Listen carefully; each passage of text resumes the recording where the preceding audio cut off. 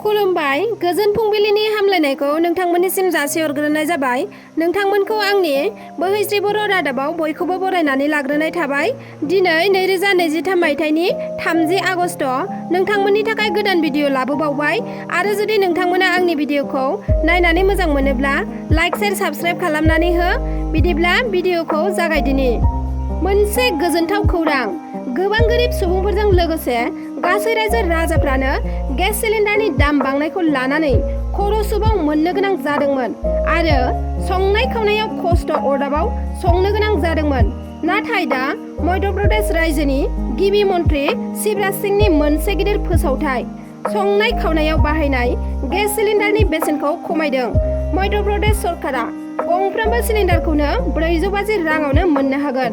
गासैबो न'खरनि थाखाय गोजोनथाव खौरां, गासैबो सुबुंफ्रानो गेस सिलिन्डारखौ 450 राङावनो मोनगोन आरो लोगोसेनो दानफ्रोमबो 250 रांबो बोनास मोनफागोन। आसामनिफ्राय गवायाव खामानि मावनो थाहैनाय सासे सुबुंखौ थैना थानायाव बोखांनो हादों। थैनाय सुबुंनि मुङा जाबाय इन्द्रनाथ, सनितपुर डिस्ट्रिक्टनि सिङाव थानाय जामगुरि हाटनि करिउटिपारनि थागिबि। बिनि गोथै सह'खौ गावनि खामानि मावग्रा जायगानि हाग्रा गेजेराव बोखांनो हादों आरो बिनि थैनाय देहाखौ साननैसोनि उनावसो बोखांनो हादों आरो बे जाथायखौ बुथारनाय जाथायसो होनना सन्देहबो खालामनाय जादों। दा बे जाथायनि सायाव नायबिजिरनाया सोलिगासिनो दं। जुबिन गार्गआ गावनि लागाम गैयि खुगानि राव बुंनायाव दिनै खैफोदाव गोग्लैनांदों।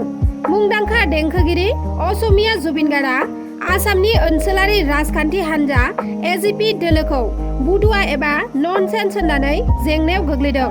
मंगलबारखालि मरिगाव जिल्ला एजिपि दोलोआ देंखोगिरि जुबिन गार्गनि हेंथायै मरिगाव सदर थानायाव मानहानि केस एबा एजाहार होदों। मानो होनोब्ला ननसेन्स एबा बुदुवा सोदोबा सोद्रोम राव नङा। आसामनि नगाव जिल्लानि सिङाव थानाय कलियागड़आव सासे सुबुङा जौ लोंना फैनानै न'आव थांना गावनि असे बिफाखौ लावथिजों बुयै बुयै बुथारदों आरो बुथारखांनानै न'नि सुबुंफोरखौबो गाग्लोबनानै बुथारनो नाजादोंमोन। नाथाय न'नि सुबुंफोरा रावबो थैयाखिसै। बिसोरनि गेजेराव साब्रैया गोब्राब जोखोम जादों।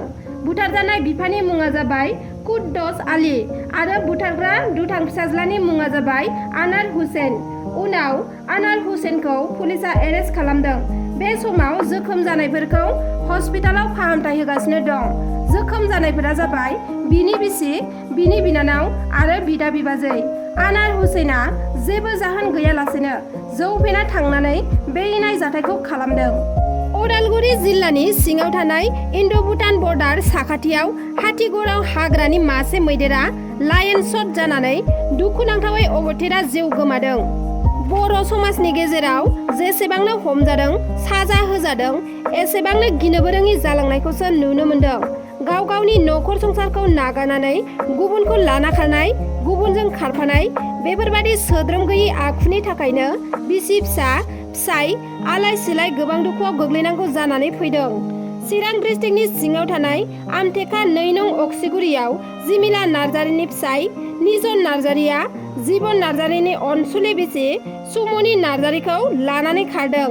सोरबाफोर कम्पानि बायदि बायदि जायगाफोराव बिसोरखौ नुसनबायोब्ला हमनानै न'खरसिम दैथायहर। न'खरनि मानसिफ्रा नैबे भिडिअनि गेजेरजों मा फोरमायदों नोंथांमोना भिडिअखौ नायलांजोब्लानो बुजिगोन। बिदिब्ला भिडिअखौ जोबजासे नायलांदो।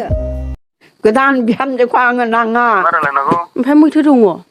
आंलाय बुंखाबाय आं थांले होननानै। ओमफ्रायो? माथो ओमफ्रायो? ओमफ्राय नों बे हिनजावाखौ लानाय ना माथो? नों लांमारदों?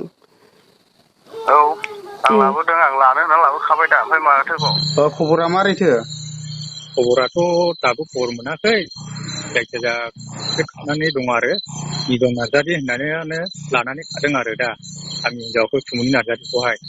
औ दा न'खरावबो बिराद हालाय हाफाय जानानै दङ। ओंखाम संनांगौ, ओंख्रि संनांगौ, रावबो गैया। दा जों साथामल'खामोन नालाय न'आव, बेनिखायनो जोबोद खस्थ' जानानै दं आरो।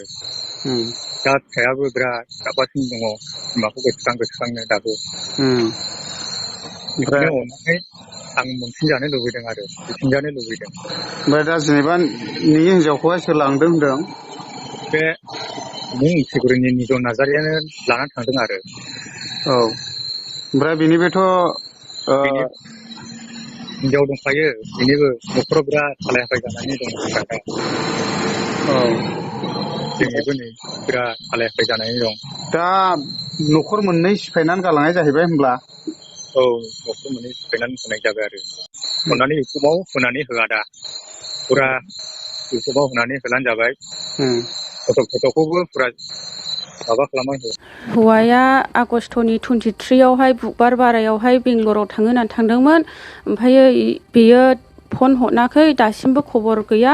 दायो आं फन खालायदोंमोन ओमफ्रायो बे फन खालायनाय टाइमावहाय आं बेस्थ' इदि होननानै बुंदों बियो। ओमफ्राय आंखौहाय फन दानहरदों उनाव रायलायगोन बेफोरबायदि खोथा होननानै आं दस्रायाव ओंखारदों इदि होननानै होमब्लाबो फन मोजां रायलायाखै बियो। खामानि मावहैदोंमोन आङो बे खामानि मावनाय समावहाय गाव गासि थफ्ला जुनानैहाय गावगायो हाखु दाखु लानानै थांबाय। लानानै थांनायनि समावहाय बियो होनबाय आं थांनायनि टिकेट एरिफोरखौहाय सिगाङावनो दाननानै दोनग्रोखादोंमोन। जों न'खराव हौवा हिनजाव मिलायनानैसो ओंखारलांदोंमोन बियो। ओमफ्रायो लानानै ओइदिनखालि थांनाय समावहाय मिन्थियाखिसै बेखौ लानानै थाङो ना मायो जोंबो मिन्थिया बेखौहाय बेनो आरो।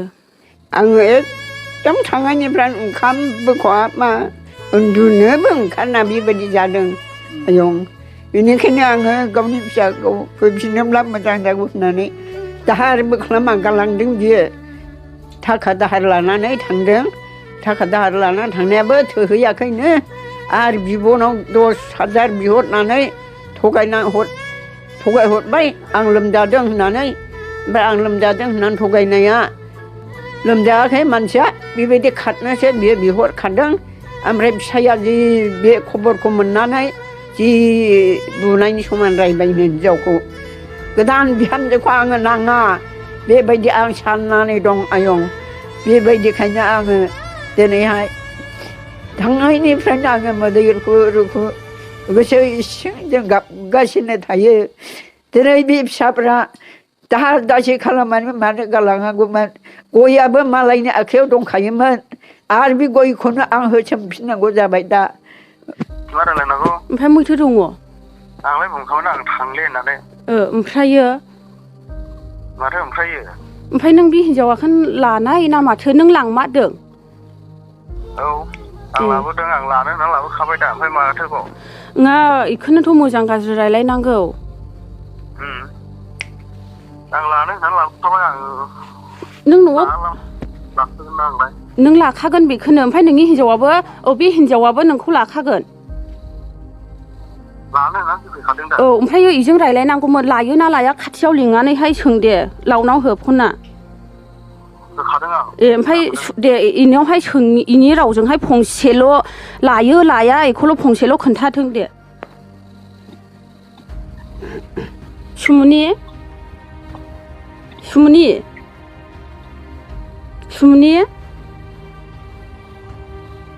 सुमुनि नों ओमफ्राय आंनि हौवाखौ लागोन ना मागोन?